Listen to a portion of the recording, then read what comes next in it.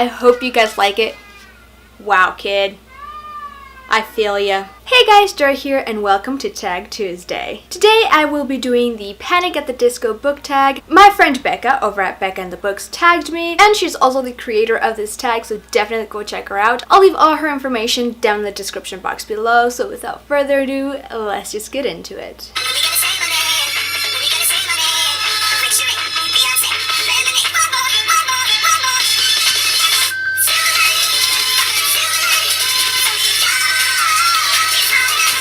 And the question that goes along with silver lining is a book you didn't expect to like but loved, or a not so great book that had a silver lining and kept you hooked. And for this one, I'm gonna go with a very popular, a very well-loved book. And I'm sorry to say this, Becca, because Becca absolutely loved this book. She's like obsessed with it. But for me, it was Strange the Dreamer by Laini Taylor. I was not a fan of this story. I'm not sure what it was, but I just didn't really like it. I was not invested in the characters. I was not invested in the story. But even though I didn't enjoy it at all, I really loved the writing. The writing was fantastic. It had kind of like this lyrical and illustrious feel to it that I just couldn't put it down. Like, as much as I didn't enjoy the book, I just had to continue reading it because the writing was phenomenal.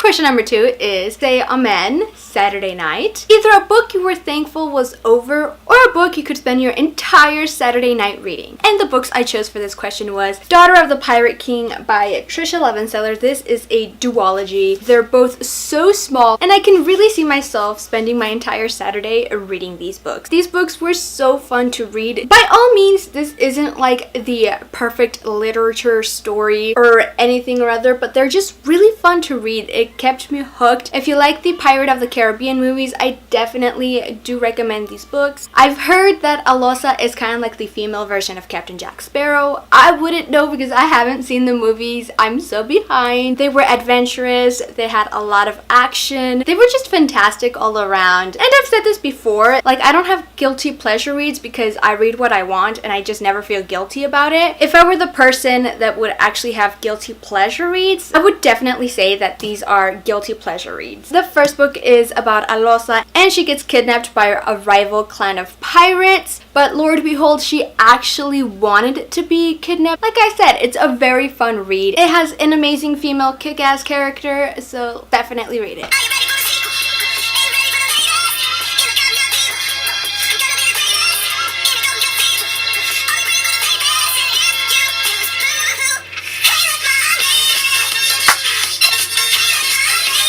Hey look ma, I made it. A book that you felt accomplished for finishing. And the book I chose is the Harry Potter series. I was one of those who didn't read Harry Potter until I was an adult. I believe it was 2 years after I had graduated high school when the last Harry Potter movie came out. After I watched The Deathly Hallows Part 2, I was like, you know, I might give these books a chance. I ended up buying a box set of these soft covers, which I still own. They're right here. But I read them and I absolutely adored them. I can't believe all of the things I missed because I only watched the movies. So when I read the books, I was like, oh my gosh, this is totally different from the movies. And when I finished them, I was like, yes, take me to Hogwarts.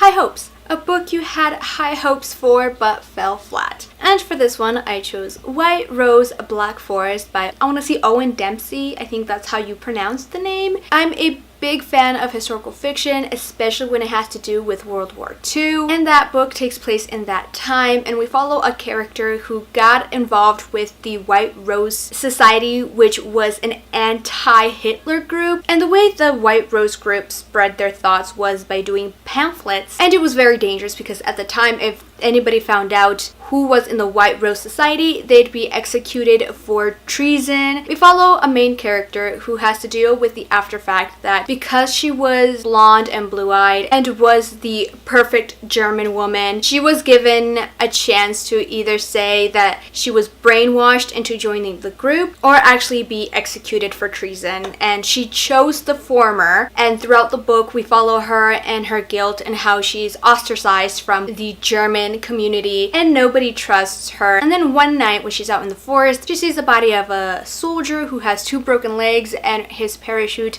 did not end up working. So she takes him into her cabin where she realizes that he is the enemy. It was a very good story, but it wasn't what I expected. It was interesting to learn more about the White Rose Society. Like the question said, it really did fall flat. I don't know whether it was the story, I don't know whether it was the characters. There was just something missing and I didn't really like it. And it's the first historical fiction book set in World War II, which I gave it a very low rating of 82%, which translates into 3 stars in the star rating scale.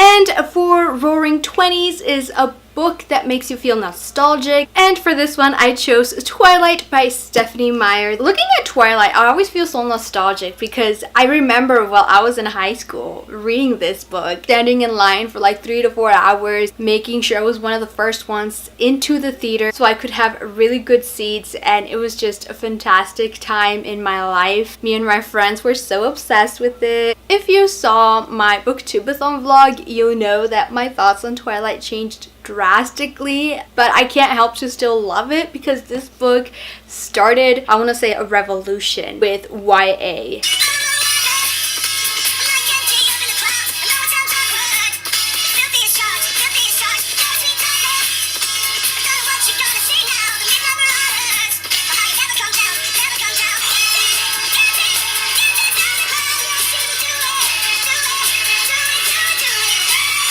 Dancing's Not a Crime. A book that YouTube makes you feel is a crime for loving or hating. I mean, I guess this kind of goes with guilty pleasure reading as well. I mean, I respect other people's opinions on the book that I love, and I hope a lot of people respect my opinions on book I disliked but they love. If I don't like a book, I'm not attacking you for liking that book. I mean, I would love to know your thoughts on why you liked it, and if I don't agree with you, I'm not going to be like trying to get you to be on my side. I'm just going to respect your opinion. I really don't have a book for this question.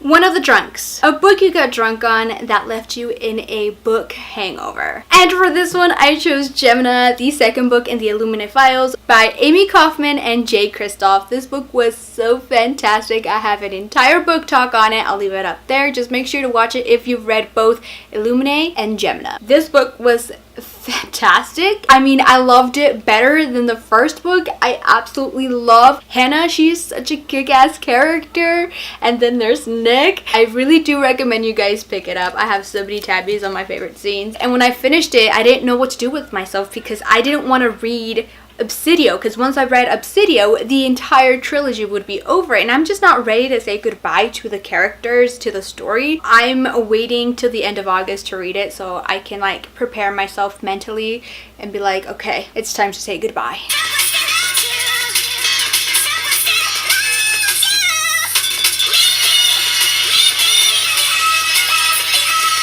The Overpass. A book that deals with a difficult subject matter. A book that I read 2 years ago, and it left me in such a book hangover. When I finished it, all I wanted to do was cry. That book was The Female of the Species by Mindy McGinnis. This book deals with rape culture and victim blaming, violence and abuse. In this book we follow Alex, PK, and Jack. These 3 different characters end up connecting, intertwining with each other. This book is also very graphic in a way, so there are some graphic scenes.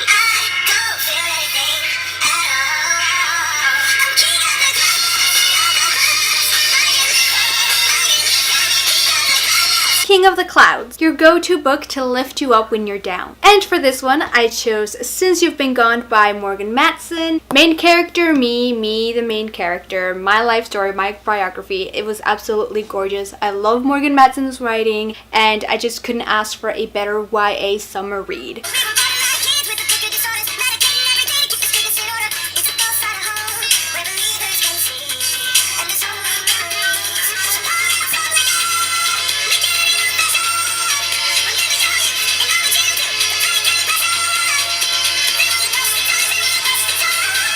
Old-fashioned, your favorite book published before 2000. I definitely had to do a little bit of research for this, and that is Hush Little Baby by Caroline B. Cooney. This book brought so many memories. I just remember reading this in middle school and loving it and being at the edge of my seat and being like, oh my god, what is this character gonna do? How is she going to react? Like, what's the plan here? Reading it as an adult, I'm like, this kid, what was she thinking? Like, call the police. Involve the adults. Do not just pretend like you got things under control. This book is about our main character, Kitty, and when Kitty's ex-stepmom comes back into her life and just drops off the baby and leaves, she is stunned and she doesn't know what to do. And then a man claiming to be her ex-stepmother's cousin comes by and says he's there to pick up the baby, but he looks a little sketchy and he was just untrustworthy. And then Kitty has to go on an adventure figuring out who the baby is, who's the father of this baby, and why is there a man claiming to be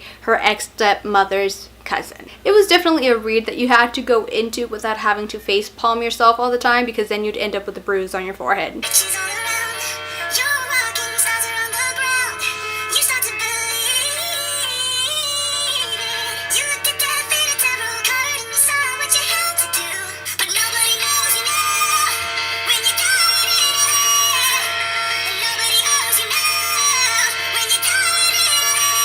Dying in LA, a book that you love that is underhyped. I'm definitely gonna go with some amazing authors who got together and decided they wanted to write a book, and they created this fantastic, fun, very comical story, and that is My Lady Jane by Brody Ashton, Cynthia Hand, and Jody Meadows. This book is so funny. It was fantastic. It was just definitely so much fun to read, and it really got me in the mood to read again, because when I read it, I was kind of in a reading slump, and I picked it up. I couldn't stop laughing. If you like historical fiction and magical realism, I totally recommend this book. That was the Panic at the Disco Pray for the Wicked book tag. Let me know down in the comments below which Panic at the Disco song is your favorite.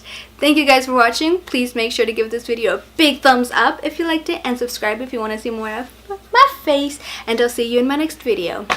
Bye!